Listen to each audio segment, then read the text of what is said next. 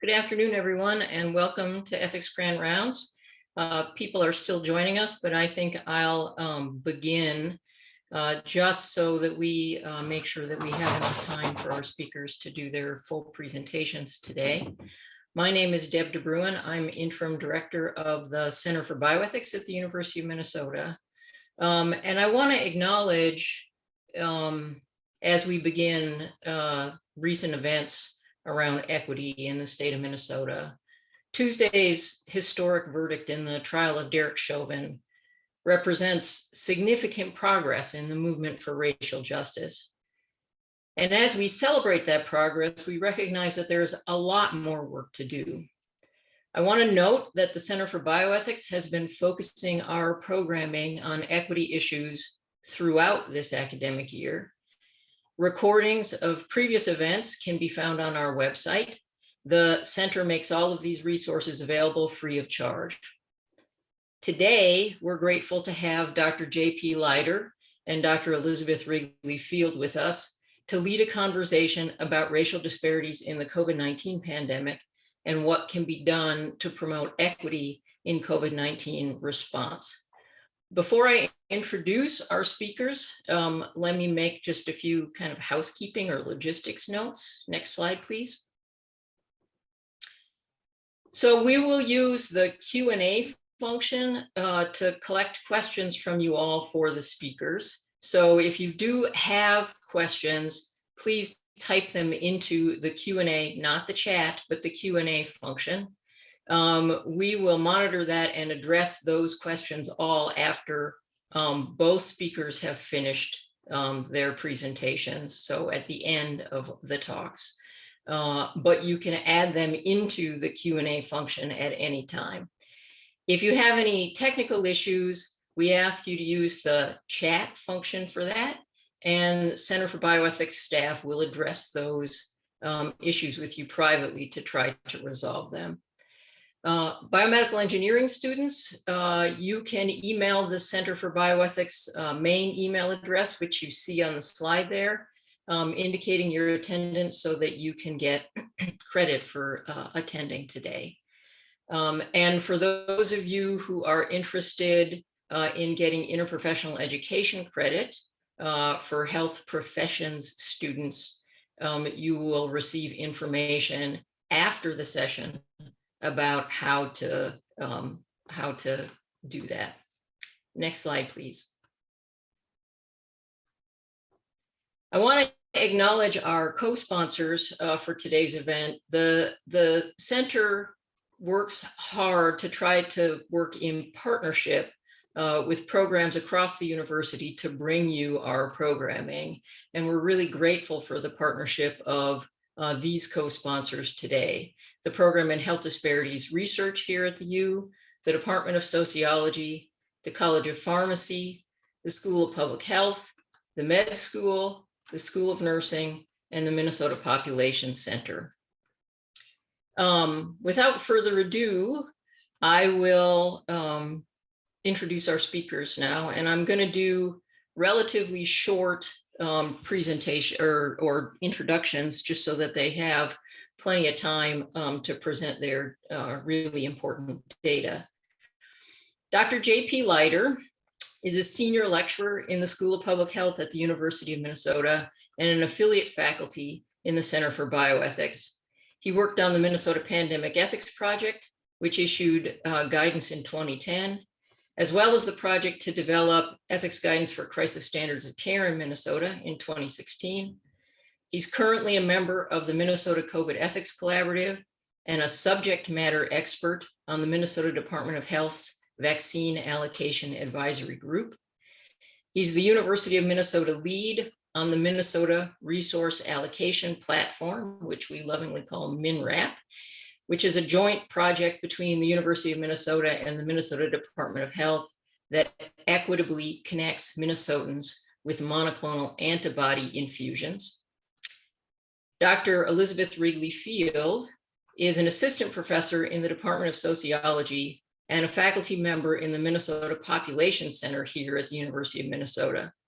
She specializes in racial inequality in mortality and historical infectious disease, and co-leads, along with Dr. Leider, an ongoing project on COVID-19 mortality in Minnesota. She's also a quantitative methodologist, developing models designed to clarify relationships between micro and macro perspectives on demographic relationships. We are really grateful to have them both here with us today. And at this point, I'm going to turn it over to you, JP. Thanks for being here.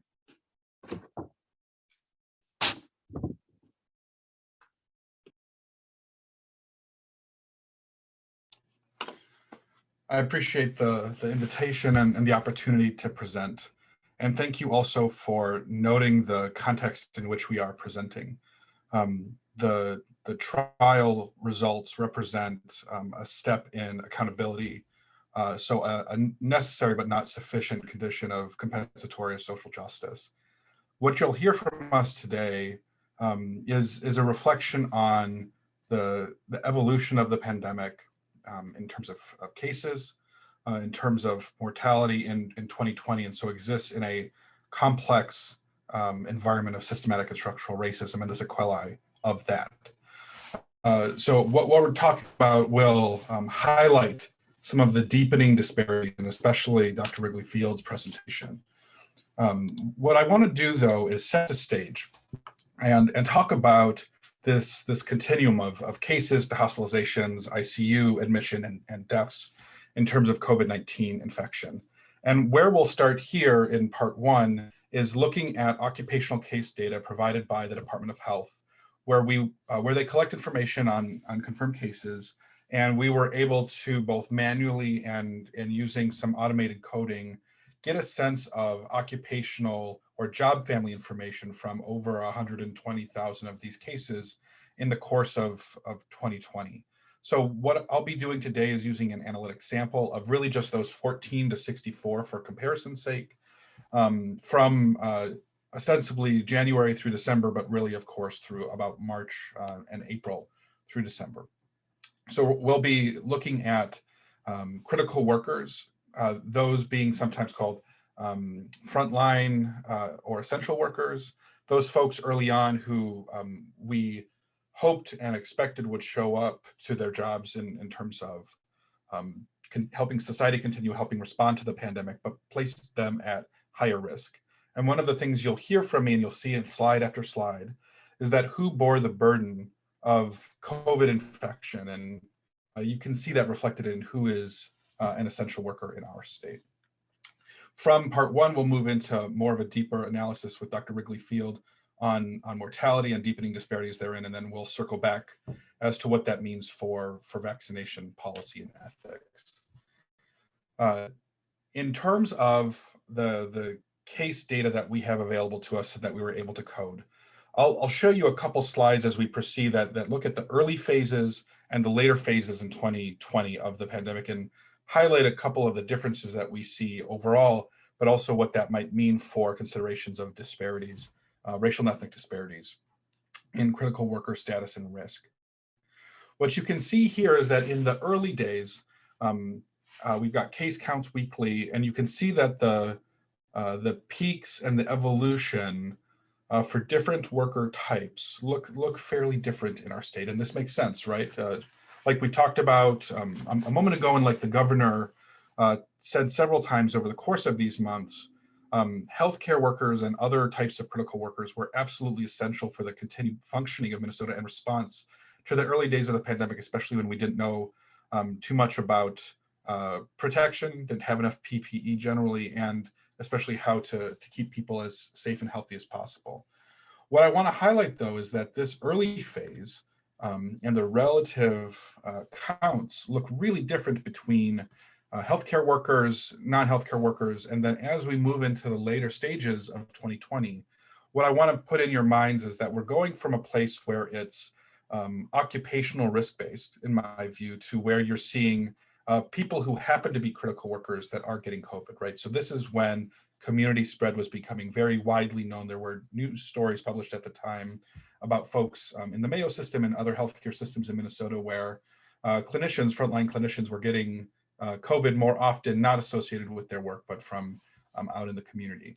And this has important implications for our analysis of equity considerations, and has very important implications as we think about how might our obligations to critical workers for things like vaccine policy or other scarce resource allocation differ based on when we kind of understand folks are getting sick, or overall how the pandemic has evolved, right? Are claims toward critical workers strengthening or lessening over time?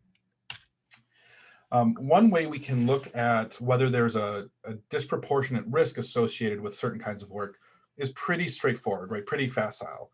Take a look at how many folks overall we see in the occupational case data, what percentage they represent compared to the percentage of the workforce of Minnesota, right? And so this shouldn't be incredibly precisely compared, but you can see that there are certain groups, ones that probably we already know about that aren't necessarily novel, but that we can demonstrate pretty conclusively with these case report data that bear extreme disproportionate risk of COVID-19 infection. Healthcare support, production, especially food production, as well as a couple other healthcare and frontline or educational training related work. This really bears out differently when you start to look by race and ethnicity. So I'm showing here just highlighting two groups, Latino and non-Hispanic or non-Latino white. And again, these are counts, so please keep in mind that there's disproportionate population sizes here, very disproportionate. I'll show rates in a minute, but I just want to give you a sense of counts and how things look very differently over time. So as you can see in the early days of the production, which again is mostly food production cases, that the Latino population in Minnesota disproportionately bearing the brunt of case counts. And that really changes later on when we're into more of the community spread territory. Not to say that December or that November and December aren't significant. Of course, they're extremely significant, but they have different ethical implications for how we consider policy response, I should say. And then just very generally to show you how the differences look by case count, and I'll show you rate in a minute, by race and ethnicity in Minnesota in these critical worker data. You can see that the peaks that we know existed in April and May are really among white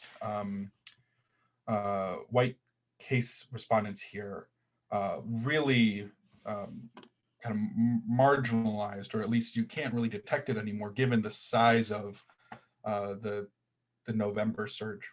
Whereas that's somewhat different here. You can see for other racial and ethnic groups, again, to me, indicating that there was disproportionate risk early on for BIPOC Minnesotans.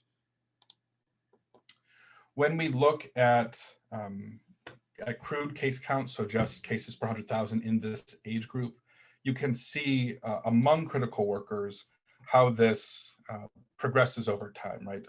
A bit up here, flattening out, growing again. And again, we have this really substantial initial push, but it does continue to climb throughout 2020. I'll note, of course, that after adjusting crudely for population size, while white cases represented the largest number, after account for the fact that Minnesota is disproportionately white, it is not so significant. This is important as we set up the conversation around mortality, because it plays directly into justifications for vaccine policy, nationally as well as at the state level. And this is something that after Dr. Wrigley-Field presents, I'm going to spend quite a bit more time on. But what I want to put in your minds now is that the initial justifications around priority were largely around kind of instrumentality considerations. So how critical is this worker class for the continued function of our COVID response or to society, right? So that instrumentality claim around 1A healthcare workers treating COVID patients, that's really what it was about. But we often talk about other kinds of potential claims that critical workers might have on response and resource allocation priority. Things like reciprocity, how much risk are they taking and how do we pay them back in terms of prioritization for that risk. So this 1A, 1B, 1C proposal from the different federal groups and then in Minnesota was tied in part to instrumentality, but also a little bit maybe to reciprocity. And we'll talk about how successful we are in that respect.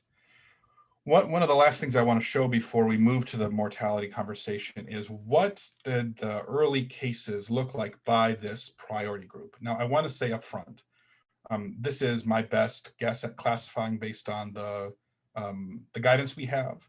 The case data is going to be a little insufficient to answer this question precisely because people might also have been eligible because of medical conditions or status or age or so on. So please keep this in mind, grain of salt.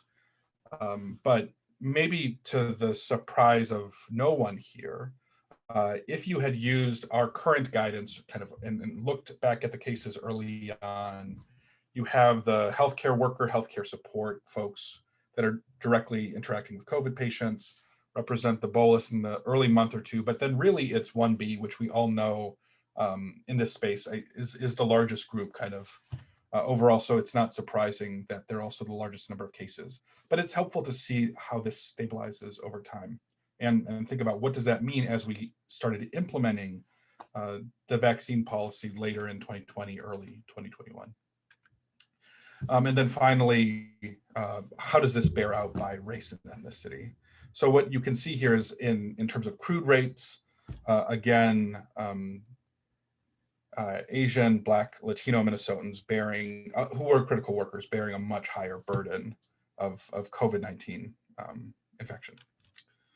So with that, I want to turn it over to Dr. Wrigley-Field, and then we'll come back and we'll talk a little bit more about vaccine policy. Thanks, JP. Switching over to my slides. So I'm going to be talking about racial disparities and their implications for COVID vaccination schedules and also for ethics beyond that. And this is going to come in 3 parts. I'm going to describe the racial and geographic inequality that we've had in COVID-19 in Minnesota and its implications for vaccine eligibility schedules and what it means for them to be equitable. And then finally, I want to step back and talk about COVID mortality as a lens for the kinds of ethical judgments that we'll need to make from here on out and after the pandemic done in its current form. So I'll start by giving a sense of what racial and geographic inequality in COVID deaths have looked like in our state. This first part is an updated version of an analysis that was published with a number of collaborators, Sarah Garcia, JP, let me say this to start. On the surface in Minnesota, it seems as though we don't have a lot of racial disparity in our version of the pandemic. The white population in Minnesota is 80% of the state and has accounted for about 87% of the COVID deaths in 2020. And so that doesn't sound like an inequitable pandemic. But what that reflects above all is a very extreme age skew in the states where the white population is 10 or even 15 years older than the Black and Latino populations in particular on average. And that intersects with a pandemic that played out very heavily in long-term care facilities and nursing homes in Minnesota. And so I want to show you what it looks like adjusted for age. And so the graphs here show the pandemic in different stages of 2020. The top 2 panels show deaths that were recorded as COVID deaths on the death certificate, and the bottom 2 show excess mortality more generally. So all of the deaths in 2020 that are beyond what you would have expected based on prior years. And the left panels are what are called crude rates, which means there's no adjustment happening to them. It's just deaths as a portion of the population, whereas the right gives you deaths that are adjusted for those big age differences in Minnesota. And these ones on the right that are adjusted for age that I think really capture the depth of inequality because they show us the extent to which people of color have been at greater risk of COVID, even when they're at the same age. So each racial group in Minnesota has had a distinctive experience of the pandemic through time, but there's a big divide, and that's the white population versus everybody else. So to put some numbers on this, relative to the non-Hispanic white population, COVID mortality in Minnesota throughout 2020 was twice as high for Asian and Asian Americans, and more than 2.5 times as high for Black and Latino Minnesotans, and more than 3 times as high for Native Minnesotans. So these are really profound inequalities. That's the official COVID mortality. The excess mortality disparities are even greater. So adjusted for age, excess mortality for Black and Latino Minnesotans is more than 3 times higher than for white Minnesotans. That's the length of these bars down here, and nearly 4 times higher for Native Minnesotans.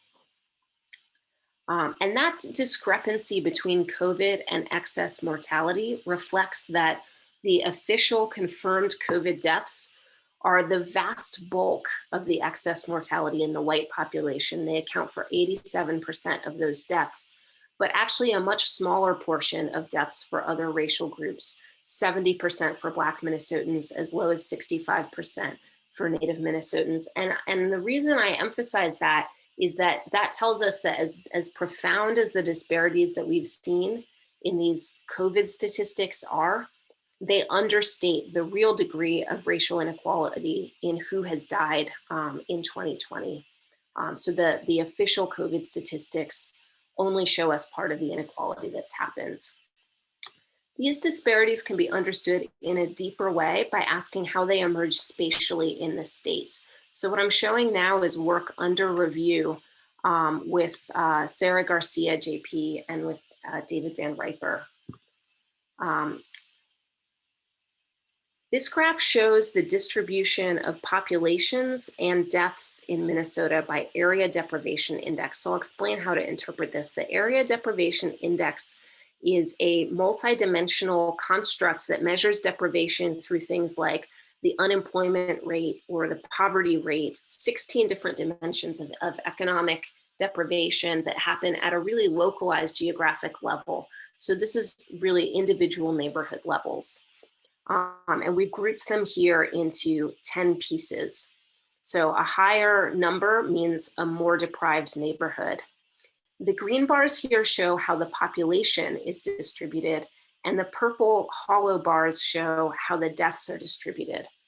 So the areas that have a higher purple bar mean that the death rate in those neighborhoods are lower than average, where the purple bar, for a higher green bar, where the purple bar is higher, that means the death rate is higher than average. And so what you can see here is that there's always geographic inequality in mortality, but that COVID mortality and the excess mortality in 2020 were concentrated in the more deprived parts of the state neighborhood distribution.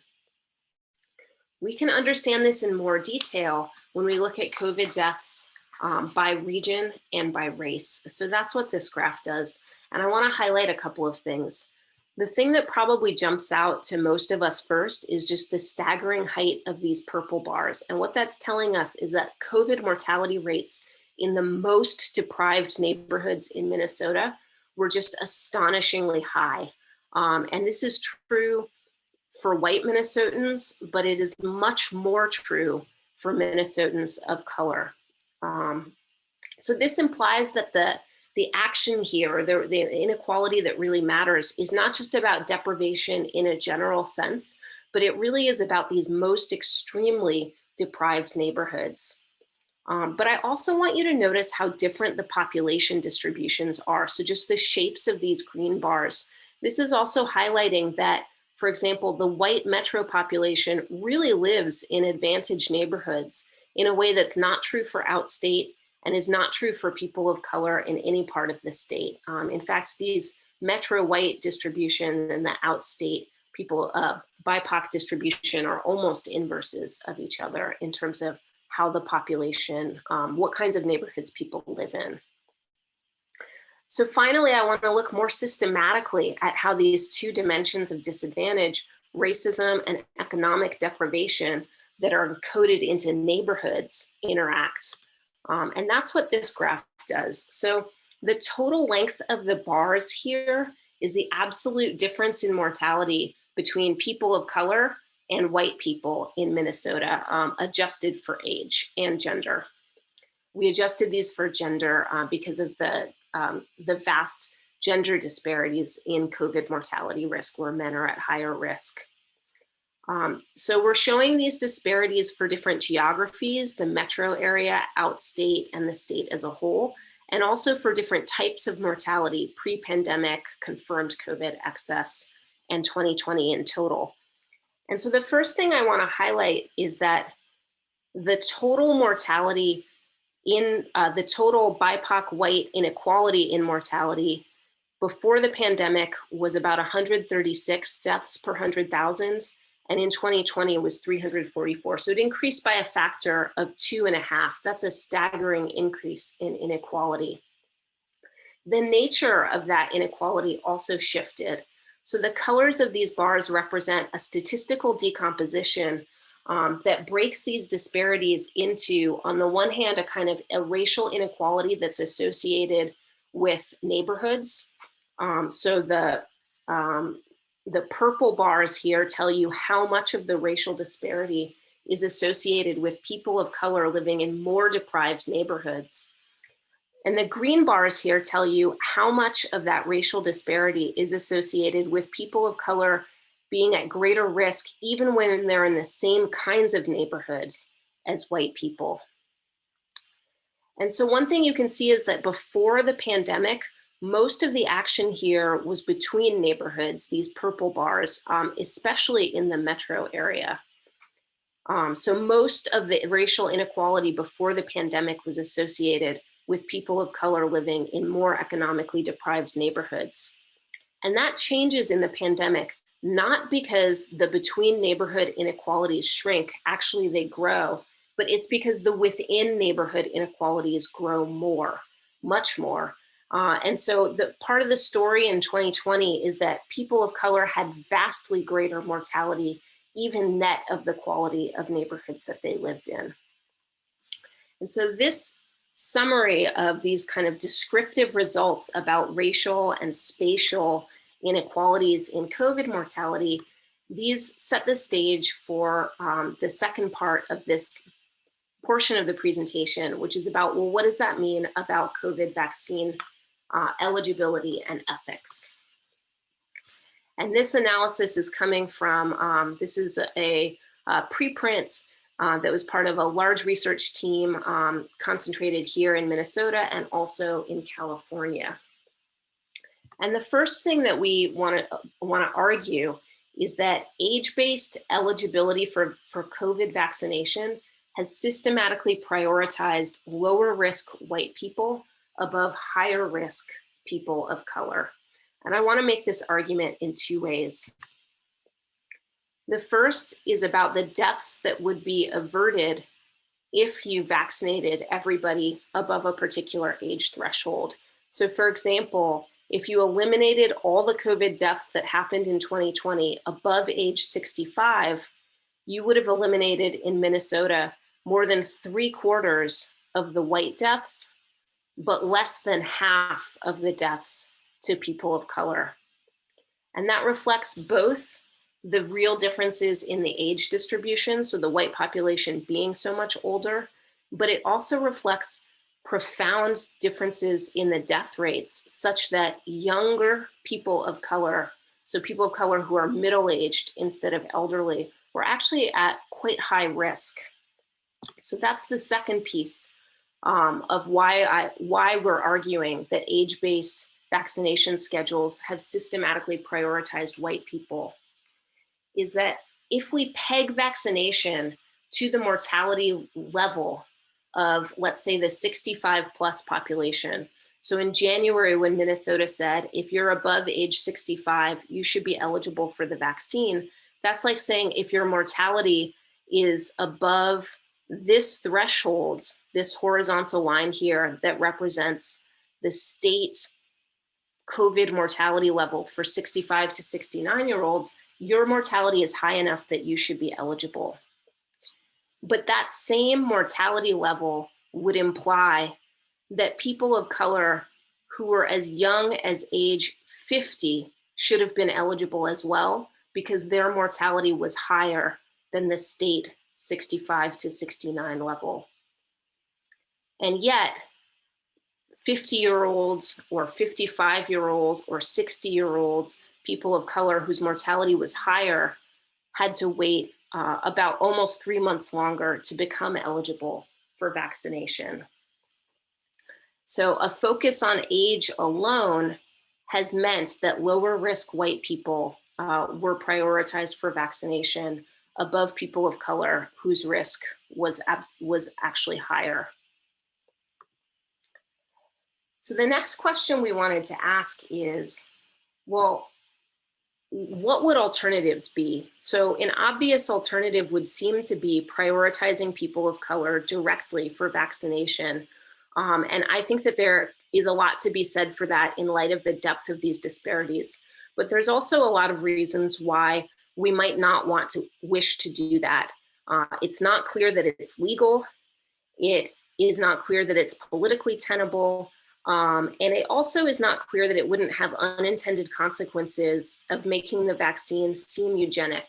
And that's particularly true thinking back not to the context of vaccination today, after many months of people getting vaccinated and everybody seeing that it's going really well, but thinking back to January when the vaccine was much newer and the fears were higher.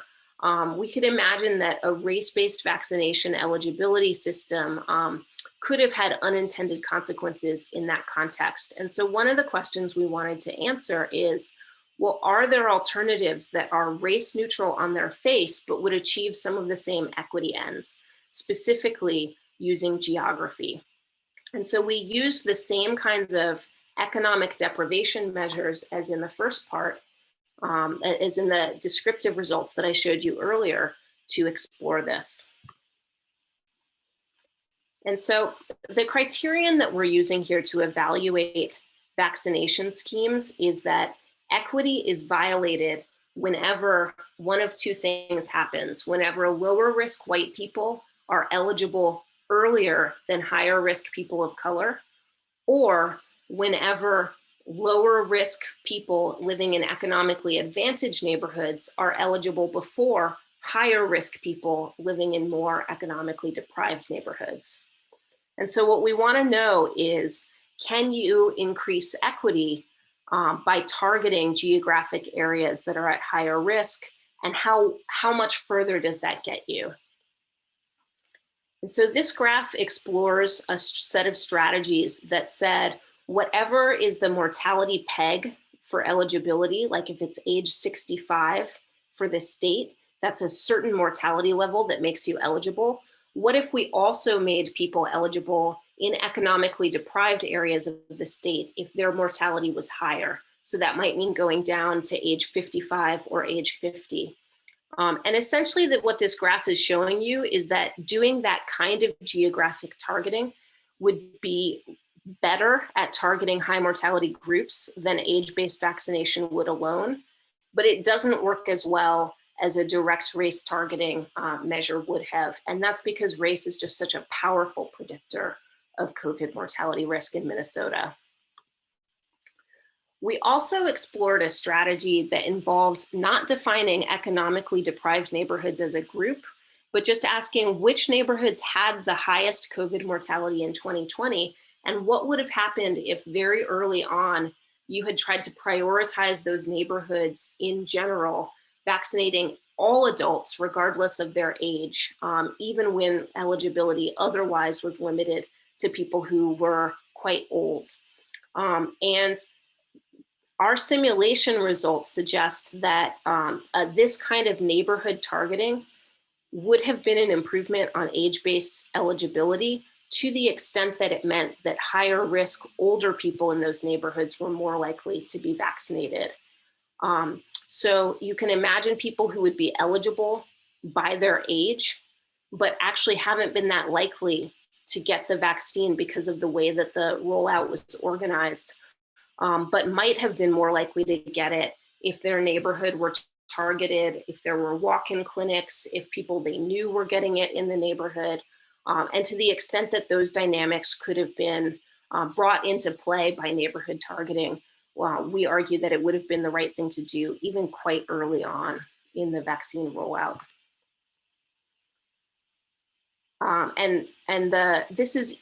These results so far have been imagining that vaccine uptake is random among the people that are eligible, but it's worth saying that we know that vaccine uptake has not been random, but it's been systematically the most advantaged people among the eligible groups who have tended to be vaccinated sooner, and that exacerbates the extent to which age-based eligibility alone has meant prioritizing white people even when their risk is lower.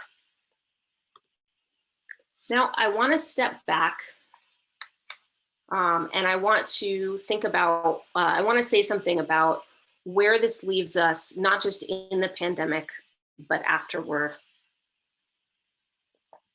These days, everybody seems to know about the 1918 flu pandemic, and it's almost literally off the charts mortality.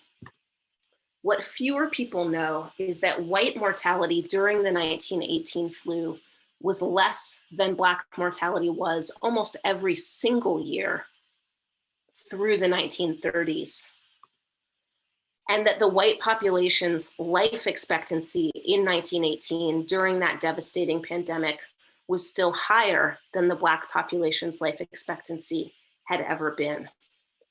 And so last summer, I started wondering whether the same thing would be true in this pandemic. Racial inequality and mortality was still extreme long before the pandemic.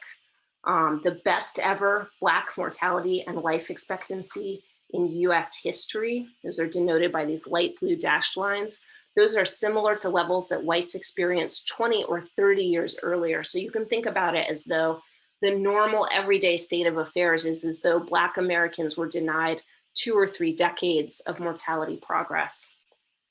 And so I asked, how does this gap compare to COVID mortality? Specifically, how many excess deaths among whites in the COVID-19 pandemic would it take to raise white mortality to the best ever Black levels? And I found that to raise white 2020 mortality to the lowest ever Black mortality, which was in 2014 before the opioid pandemic fully took hold, would take at least 400,000 excess white deaths over the course of 2020. And to reduce white life expectancy to the best ever recorded Black levels would take perhaps 1 million excess white deaths. For comparison, we don't yet have final excess mortality numbers by race for 2020, but from what we do have, it seems likely to be somewhere around perhaps 300,000, maybe as high as 350,000, but not as high as this. In other words, this is telling us that white mortality this past year at the height of the COVID pandemic was still less than Black mortality has ever been. So what does that tell us? Pandemics are special because they're intimately linked to social action. Now, we haven't done a fraction of what I thought we should have done to stop this pandemic, but the scale of what we did do actually is staggering. The way that we rethought every aspect of how workplaces would be organized, how our family lives work, our movement patterns, our governments. We understood that previously unthinkable changes were needed to prevent mass death, which poses the question, what if we were as serious about stopping deaths associated with racism as we are about stopping deaths associated with pandemics?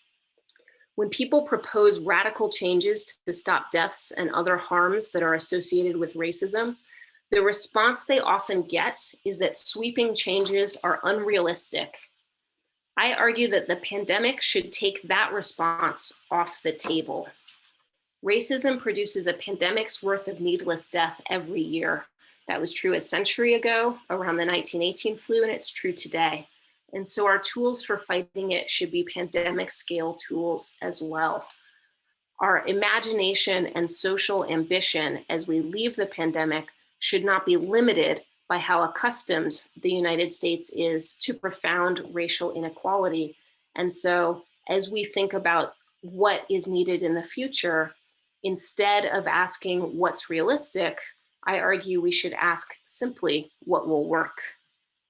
And now I'll turn it back to JP to elaborate on the implications for vaccination. Thank you, Elizabeth. Let me get my camera filled with the profound effect on of racism on COVID disparities is hard to characterize, but I hope that in discussion of cases and Dr. Wrigley-Field's detailed analysis of mortality, we're highlighting and perhaps convincing you that we can see the sequelae of racism throughout the pandemic. It's been talked about, it's been known, and hopefully with these death certificates, we can, data from death certificates, we can demonstrate that. And we want to kind of end this before we open it up for Q&A by talking about the implications for vaccine policy going forward, and thinking especially what does justice require of us in this regard. It's worth elaborating on what happened at the beginning of the vaccine policy process. There were federal groups that all set their standards for how vaccination ought to work. The standards that had been worked on in Minnesota, 15 years ago, looked very similar in terms of principle. And the idea was that you had to consider a number of different issues as you chose which groups to receive priority, and I'll outline those in a second. But no question, first and foremost, was how could you save as many lives as possible while balancing some of these other considerations. And so the federal guidance early on that said, get this to healthcare workers treating COVID patients, get this to the 75 plus group and the long-term care group, that was grounded in the incredibly clear data about risk of death among the general population and the instrumental approach and utility of the critical worker group that was specified. But pretty quickly thereafter, as we began to wonder what happens as vaccine availability ramps up, what groups become eligible next. In Minnesota and across the US, there were conversations about how you should proceed. Should it be age-based alone? Should there be a different approach? Some of us in Minnesota argued against an age-based approach. Unfortunately for us all, I think the previous administration was very belligerent about states needing to open up to 65 plus. So coercing or cajoling at the very least with the idea that if you want some of this vaccine we have in reserve, you're going to open it up to everybody, period. And as we've talked about in this presentation, as has been covered in the news, there was, of course, both no vaccine and it privileged, relatively healthier white Minnesotans.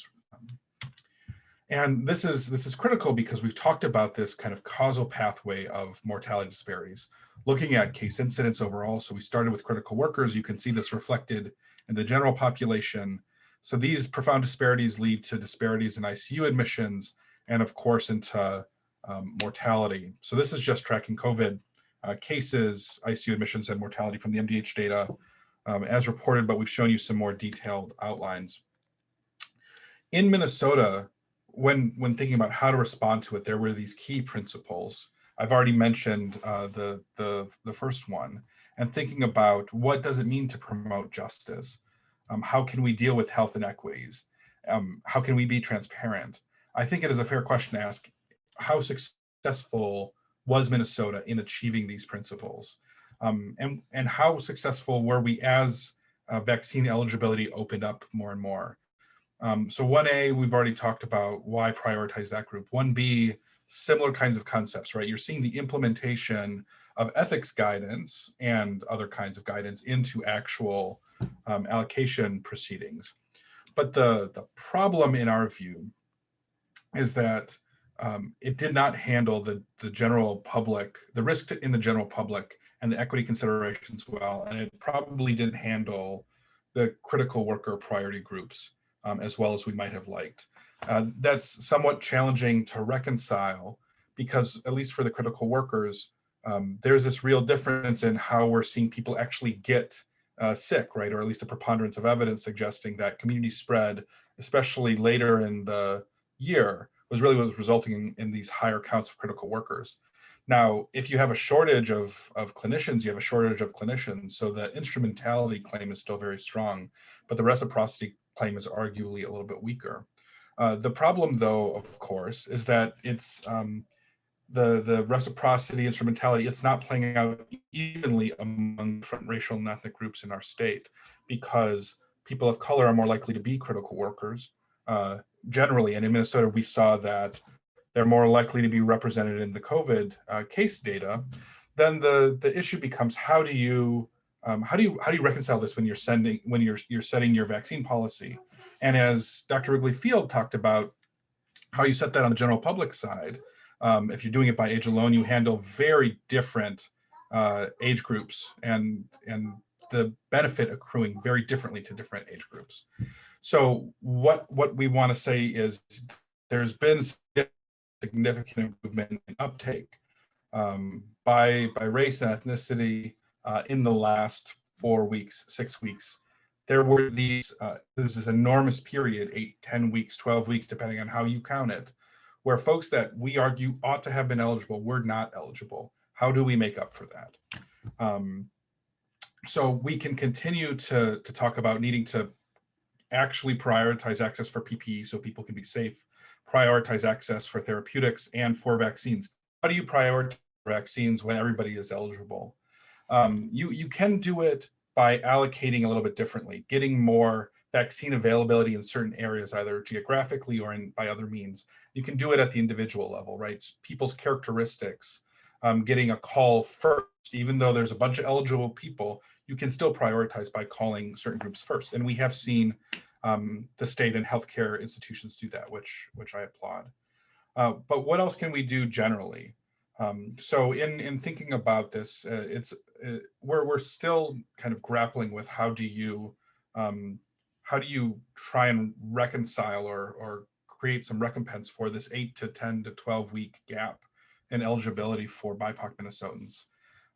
So getting vaccines into communities, working with cultural community faith groups, and initiating trusted messenger and intentional partnership campaigns, I think, is really important.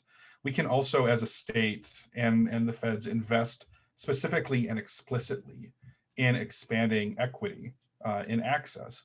We've seen this play out recently at the Department of Health, which is great.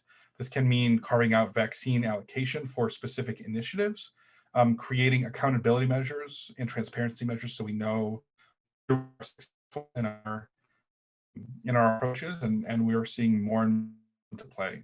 But the biggest issue that we can easily address is talk, because there has been a focus, especially early on, but still on speed. And I would say initially it was on speed. Right? How fast can we get these shots on? There's very happy questions and have a conversation about this.